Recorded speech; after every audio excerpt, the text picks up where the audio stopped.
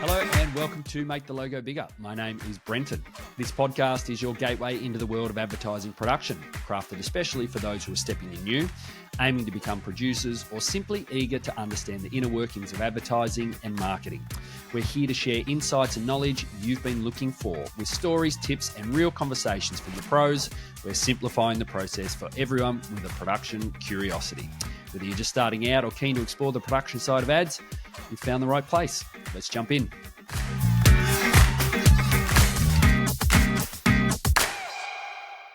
Our guest today is Nat Taylor, a charismatic production powerhouse who has been navigating the vibrant intersections of film and advertising production across the UK and Australia. Starting her career at just 17 in Soho's bustling production scene, Nat quickly discovered her passion lay not behind the editing desk, but on the bustling front lines of production management. From her early days as a runner, making tea and managing tapes, to becoming a seasoned producer working alongside industry giants like Ridley Scott, Nat's journey is an insight into career evolution and versatility. Now at the helm of Poppet, her own production company across Melbourne and Sydney, Nat continues to shape the advertising world with her innovative approach to project management, blending meticulous planning with creative spontaneity. Throughout this conversation, Nat shares her insights on the transformation of production roles from authoritative to collaborative, her strategies for nurturing talent and building resilient teams, and her vision for fostering inclusivity and mentorship within the industry. Join us as we delve into the art and science of production with Nat, exploring how her strategic foresight and relational acumen have made her a beloved leader and changemaker in the dynamic world of media production. Nat Taylor. So, Nat, thanks so much for jumping on. Really appreciate you taking the time to chat with us today. No problem. Give us a bit of a background about who you are, Nat.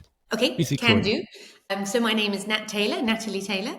I'm from the UK, as you can probably tell from my silly voice. I started at a film editor's when I was 17, so quite a while ago now. And in the way that all people in the UK do as a runner. So I used to run around making cups of tea and running tapes around Soho. And did that for about a year and then became an assistant editor. Then after about a year and a half of starting to cut little, friends' short films and terrible music clips and those sorts of things, I realized that the sitting in a room with the footage that's already existed was not for me. I was always looking through stuff going, why don't they have an establishing shot? Why don't we have her reaction? Or all those bits and pieces.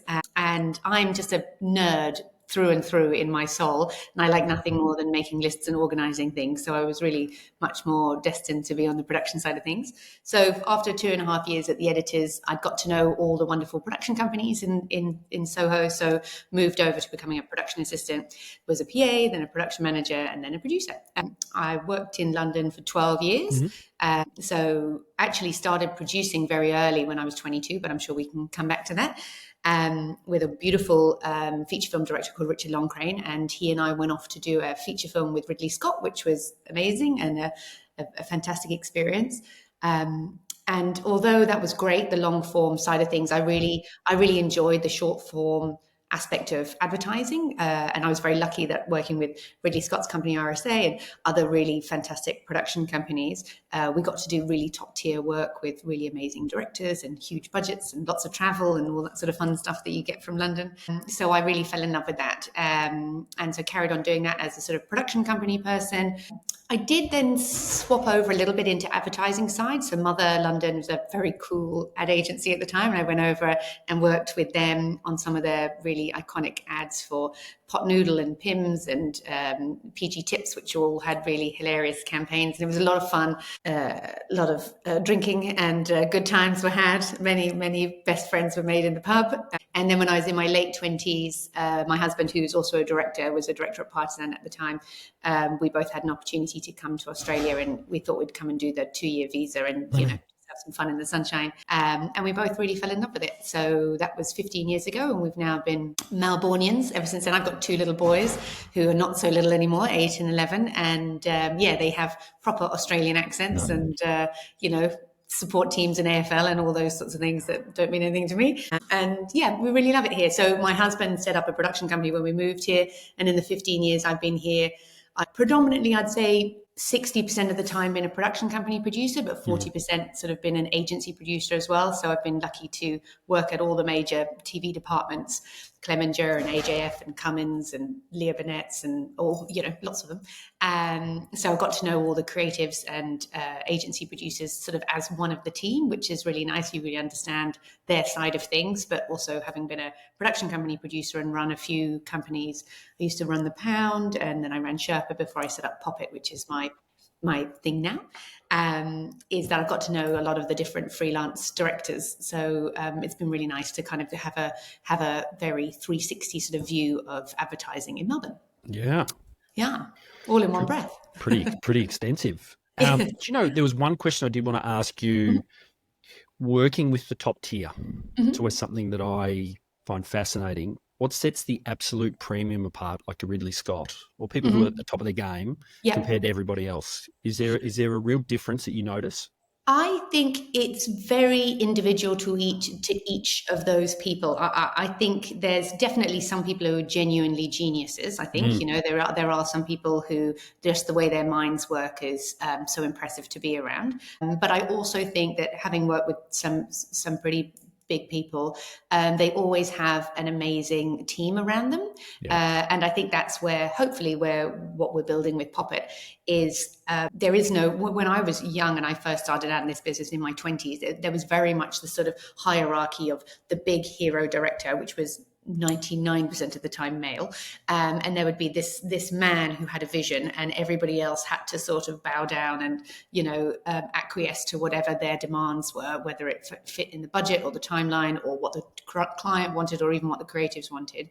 There was sort of it was their way or no way at all, and I feel like that's really changed massively in the last 20 years, which I think is a good thing. And not that everything needs to be done by committee, but more that the sense that most projects now, you need to have that sense of camaraderie and trust in each other and belief that we're all there trying to make the greater good. There's no point in making a 60-second commercial that looks like the latest feature film if you don't know what the product is.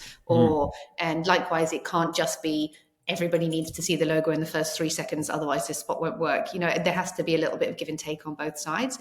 So yes, I don't know. I don't think that really answers your question. No, that's good. No, I think what it circles back to team. I think that's a really great thing, team. Yes. But then also that it used to be just authoritarian. I shouldn't say it like that, but it was meritocracy, whatever the word is. But then it's everyone follows in and jumps in behind. Whereas these days, it's certainly much more collaborative, I would say. Yeah, it's much more collaborative, particularly with the type of production company I run, Poppet. I would say the majority of the scripts and concepts and ideas that come to me are people who know me as essentially a bit of a problem solver. They come and say, hey, we've got this project. Who do you think would be right for it? Whereas... so it's more production leading who they think would be a good fit, rather than going, there's this person who has this show reel that has this XY award-winning work on it, therefore we must have that person. Because I think it's as much to do with what someone has created before. Like obviously if you've got a comedy script, you want a comedy director, or if it's a emotive piece or a children or food, what have you. There are certain genres that obviously are important to line up. But more than that now, I think it's about making sure that the team will work together in a way that fits. And I think that's what's quite nice about having got to know quite a lot of people in Melbourne, is that I aside from what's just on the page and the script that's been sent to us, it's okay, what's the client, what's their appetite for risk, what's the creative agency, how much do they want to push this into being something that's beyond what we're asking for, all those little aspects that help us to determine who's the best person to fit for it, who's going to come to the party in the right way, and whether that's just completely understanding that some projects are more led by this client needs to sell this many products or get this many bums on seats or something like that, and therefore we've really got to land the messaging. Or is it more about this client wants to be cool and they want to hear something that's going to embellish this and take this idea and add that extra 10% to make it something more interesting. And really, I think that comes with experience of having done this for 20 something years, of kind of getting a feel for what it is that people are actually asking for, even if that's not what they say. Well, then let me jump into producing per se. Let's talk about your niche. Yeah. Let's talk about producing. Yeah. In your opinion, what makes a good producer? I think it's a collection of a lot of different learned skills, but also personality traits. I think every producer that I've respected has been really passionate about what they do. I think it's impossible to be laissez-faire and a producer. I don't think you can kind of phone it in. It's not one of those jobs. I don't think I've ever not been passionate about what I do. And it means that it takes up a much bigger part of your brain than any other job. But I also really enjoy it. So I feel like that's, there's a little bit of a payoff there. I think what makes a good producer is, there's a lot of things. I think predominantly your role is as a sort of support role. I think you get this idea from the client or from the advertising agency, and you listen and you look through and you see what it is that they want, and then you find the right director, and the director has their opinion of what they want, and you try and create a space where both those things can exist and actually improve each other's sort of ideas. I think you have to be the bad guy as well sometimes, just because that's the nature of it. Everybody pushes and wants more and more than what they can have, and you have to be the person who's there to try as best as you can to give them everything they want, but also be firm in knowing that there's no point over promising. I'd always rather under promise and over deliver. So sometimes those involve some pretty robust conversations at the beginning of projects. But I think the more that we get that out of the way up front, the smoother the rest of the project goes. Yeah. I think being creative is obviously a big part of it as well. But also knowing your place, that's a dangerous phrase. But knowing where that, getting a feel for where that line is for you. So there are some majority of the directors I'm very pleased that I've worked with have very strong conviction in their ideas. And so they really only need a sounding board. And I love being that. That's one of my favorite parts of the role, is at the beginning when we're in the tweaking stage and we're sort of working out how we can address something. And there's always obstacles, whether those are financial or timing or product issues, what have you, and how we can find the best, most interesting way to overcome those. And I love being part of that. There have been occasions, luckily not that many, but some where we've put someone forward for a project and for whatever reason, they may have other things going on in their life. They just don't bring what you want them to bring to the table. And we've had to yes, definitely support their vision with a lot of our own vision to get something that sounds a little bit more interesting in front of a client. Otherwise, I'd hate to put in a piece of work that looked like a, one piece of homework that should have been it's very much a C- rather than an A+ going in. And I'm like, I'm not having that. So, sometimes there's a bit of, a bit of helping them with their vision in that way. What else? I think a huge part really of being a good producer is being able to build relationships. I think pretty much everything comes down to that. And that's right the way through, from the client to the creatives to your team, the crew, and also post-production, all of our suppliers, everybody that we work with. I'm a big believer in catch more flies with honey than vinegar. And I always give everybody the benefit of the doubt and try and make sure that everybody feels seen and heard, and we understand what their issues are. There's no point just telling people we need this and this is how much time you've got and this is how much money you've got. It's about sort of collaborating with each individual along the path to make sure everyone feels super excited to be part of it, and to create that level of enthusiasm for each project to make it feel like everyone really wants this to be the best thing it could possibly be. And that's, I think, how we create the best work. Do you think, as producers, that it's inherent in somebody's nature to be a good producer, or do you think it can be learnt? I probably think that there's a bit of both there. I think, yes, definitely anybody can. There is a criteria of basic stuff that you can learn, how to break down a script, how to set up a schedule or a budget or any of those sorts of bits and pieces. But I think to become the very best, you probably need to have a certain type of personality. I think you have to have a very low ego. I think it's very important to be able to know that we are facilitators, essentially. That's my job, is to bring other people's vision to life. That's how I see it. And to be curious and be able to look at each scenario and go, okay, well, I've 8 times, 8 out of the last 10 times we've done it this way, but just because we've always done it that way, could there be something new, particularly in our business where it's evolving so much all the time with AI and new technology and all sorts of things? There's there's always room to do things differently and potentially different. Different doesn't necessarily mean better, but you need to be able to not just go, okay, well, I know this is how we find locations, or we always go to this casting person, or, you know, we always use this crew. You need to constantly be evaluating what you're doing. And I feel that's a little bit of a personality trait in some people. Some people like to kind of set and forget and say, I've done this like this. This is how we always do it. And I don't think you necessarily get the best out of the role in that way. So yes, definitely things you can learn. But I think if you're not someone who's passionate and curious and empathetic, then you're probably only going to get so far. Absolutely. I feel like our business, and particularly advertising outside of, you know, filmmaking or television making even, advertising has particularly been quite grueling in that sort of, we just assume even if we've scheduled a 10-hour day, that if we end up running 14 hours, then that's just on us and it's only production that has to pay the money. Whereas actually that's a whole crew of people who have another job they need to shoot the next day, or maybe they were shooting the day before, maybe they've got small children at home. You know, there's lots of things. And I feel it's really important to look at people in a full 360 way of who they are, not just what they bring to the job. But, you know, we've had various crew members who've recently returned from mat leave who need to take time to breastfeed during the day on set, or people who have, you know, ailing parents, or all of the things, all of the weird and wonderful things that go on in people's lives happen to crew as well. And I think sometimes advertising can be a bit bullish in its way of going, we're paying 100 grand for this shoot day and therefore we own you people, and we don't own anybody.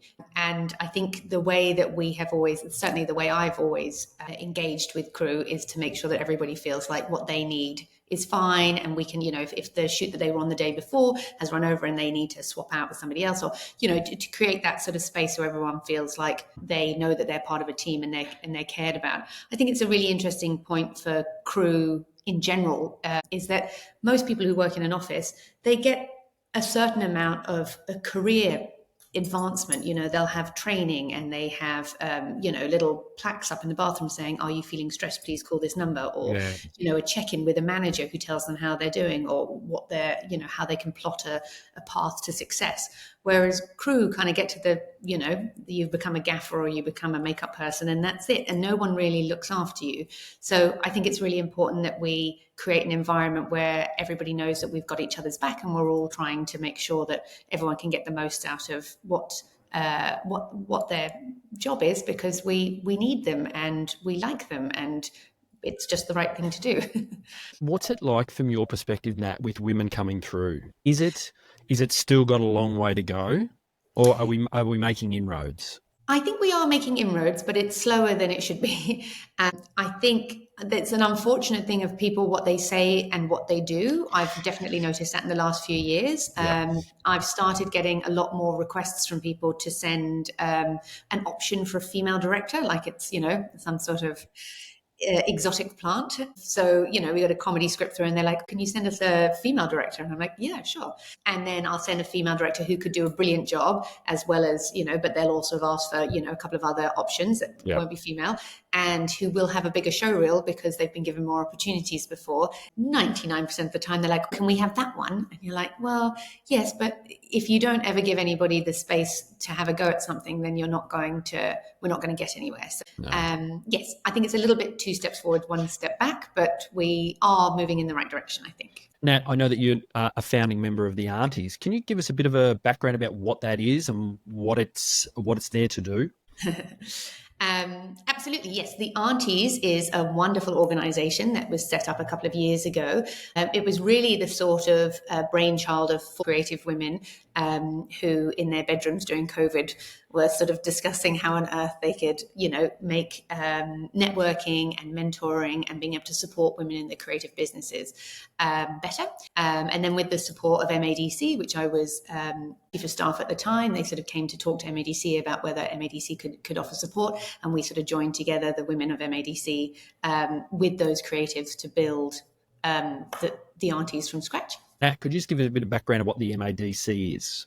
Oh, sure, absolutely. MADC is the Melbourne Advertising Design Creativity. Perfect. We run a showcase once a year that shows off all the most amazing, beautiful, creative work that comes out of Melbourne, and it's a really beautiful opportunity for around 700 of Melbourne's best, finest creatives to come together and just celebrate creativity and what creative messaging can do for all of us. Awesome. And then the Aunties was born out of you were saying, was it born out of the Yes, people so the within that area? Aunties was, yes, a collection of female creatives who really wanted to find a way to connect with other creatives and be able to build a support network and reach out to sort of create some kind of mentoring system for women in the creative businesses, because it is a very male heavy area. I know there are women in production, but in the creative, if you looked across the creative departments in all of Australia, you'd see it's still very male driven, and particularly the higher up roles, the CDs and ECDs,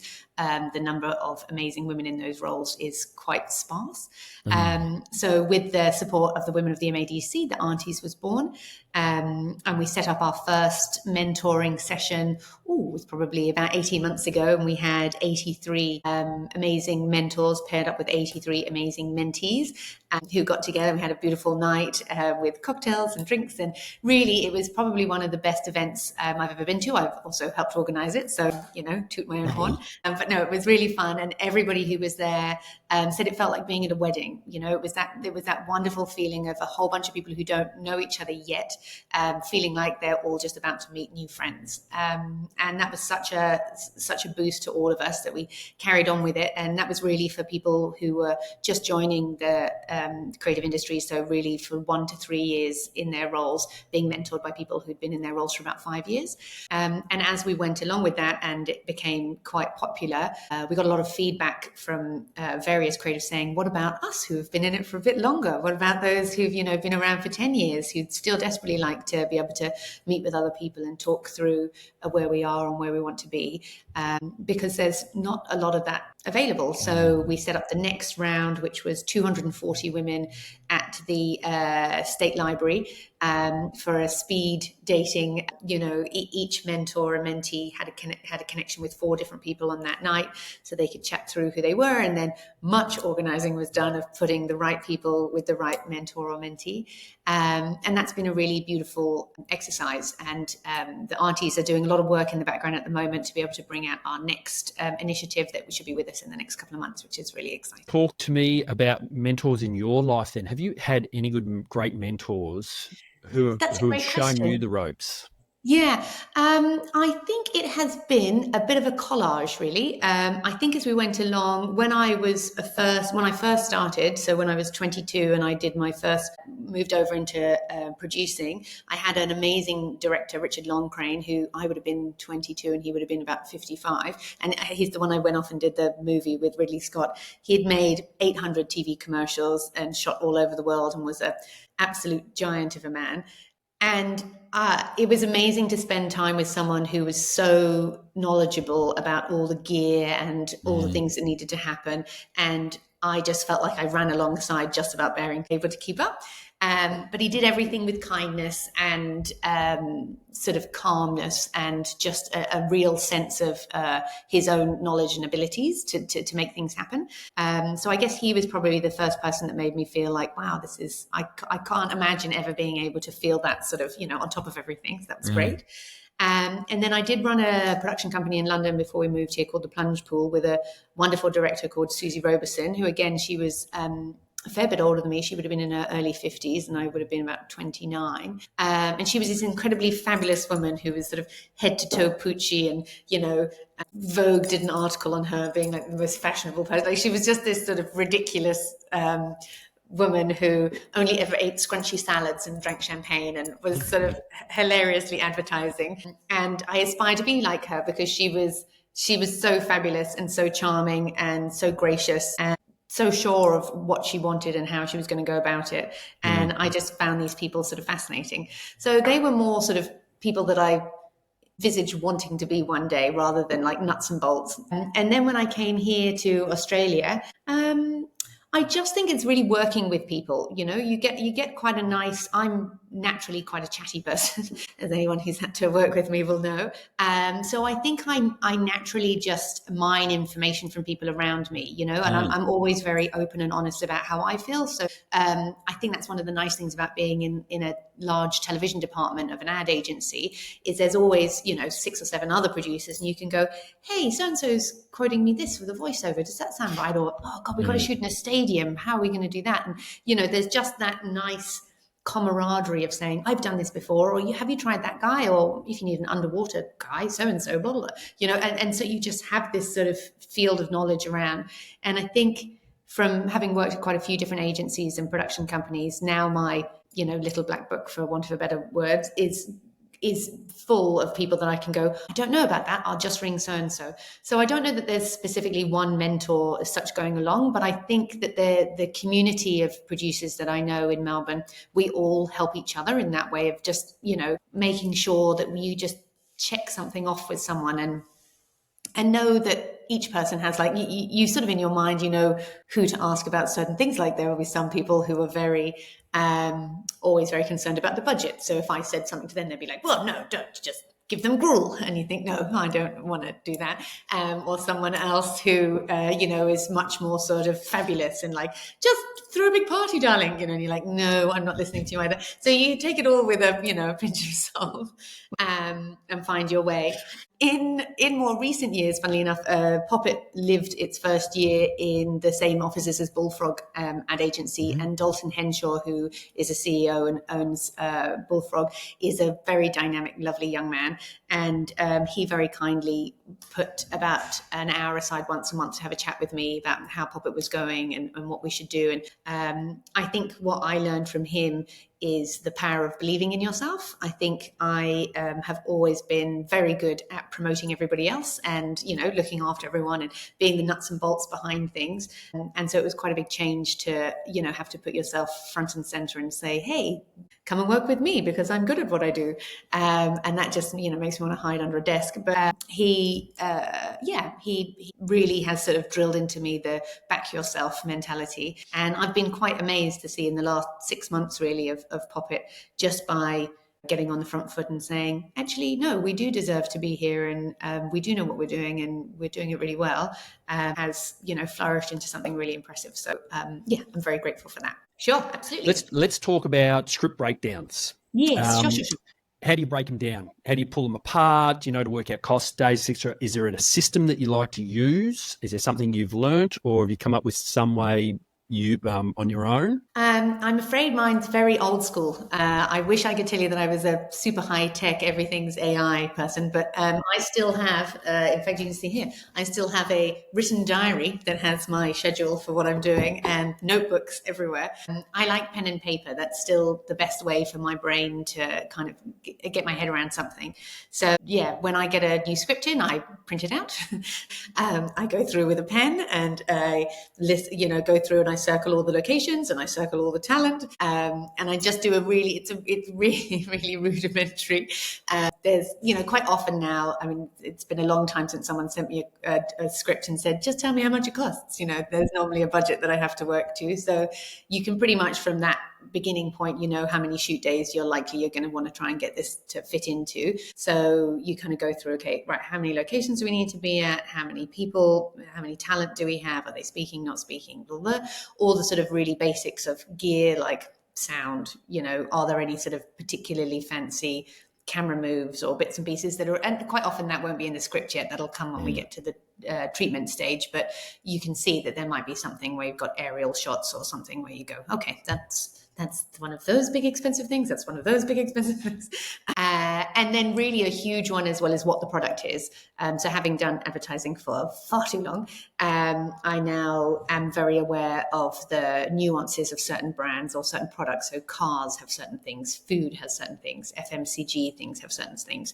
So, that it might seem like a simple shoot where someone's just eating a bowl of cereal, but I've done enough Kellogg's to know. So if we have a bowl of cereal, then we will need to have X amount of fruit involved so you can show that it's part of your nutritional meal, and we will have 10 rounds of how big that spoon is because it has to be the correct serving size, and those sorts of things where if you were a sane person you wouldn't know all of that stuff, but unfortunately, yeah, I do. Really also weather, which is just it's not such a big thing here because it's normally quite nice, although Melbourne, it's not as bad as it was in the UK.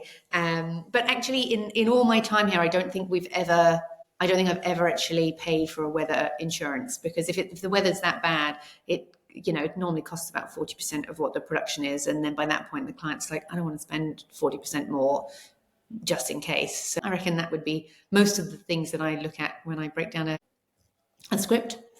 So Nat, just to back up with when you do get handed a script, do you always get handed a budget usually from the agency? Definitely, yes. It's normally a number that they want me to hit, and depending on who they are and what the budget is and the sort of scale of the project, there's some flexibility in that. And it does help, I think, very early on for us to be able to decide what sort of tier of production response we want to give. And I think we're getting better at that as well. I think that it used to always be that no matter what the project was, we'd put all of our heart and soul into, trying to make it come to life. But it is expensive pitching on jobs. We have director's assistants, my time, my producer's time, the director's time. And if it's something that's really not going to be achievable, it's better to know that up front. I think it's really useful to be given a budget. It just gives us an idea of the parameters of, and as long as we can make sure that we can match up what the expectations are with the budget, that's fine, and it works well. It's only when, and obviously everybody always wants more bang for their buck than they probably have, but it's when you get sent there was a little while ago, a couple of years ago, there was an Air New Zealand job that was beautiful, and it was a $2.5 million job, and the amount of scripts I got that had 100 grand, and they referenced that video of like, we just want to make this, so you have to sort of use it as a space to go, great, this is a beautiful thing we can do. And we can always offer more value than what the budget is, but it's just the realisticness of how much more we can offer within that sort of scope. Nat, how about tracking costs? Is there a system or program that you use? Yes, we use Showbiz. I love Showbiz. Massive nerd for Showbiz. It has all the bits and pieces you could ever want in it. It's a great quoting system. And then with every single, I could talk about this for hours, with every single crew member, as their invoices come in, you can go into an actuals, and not only do you put in what their rates were, but it will do all of if you've got it set up properly, all of their overtime rates, where their gear can go, whether or not, and you can attach the invoices within there so you can tell.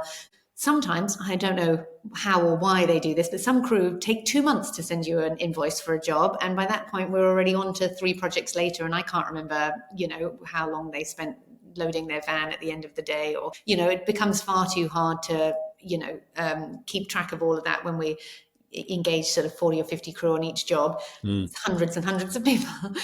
We keep everything in Showbiz, and that just means that we always know where we are. We can match it up. Well, our PA matches it up into zero, so then our bookkeeper knows what we're doing. And we're very about making sure all crew gets paid within 14 days of receiving their invoice. So it just keeps everything tracking as well as possible. Yeah. So Nat, let's talk about value. Yes. And adding value as a producer. Can you give me an example of value add that you've done with a recent job?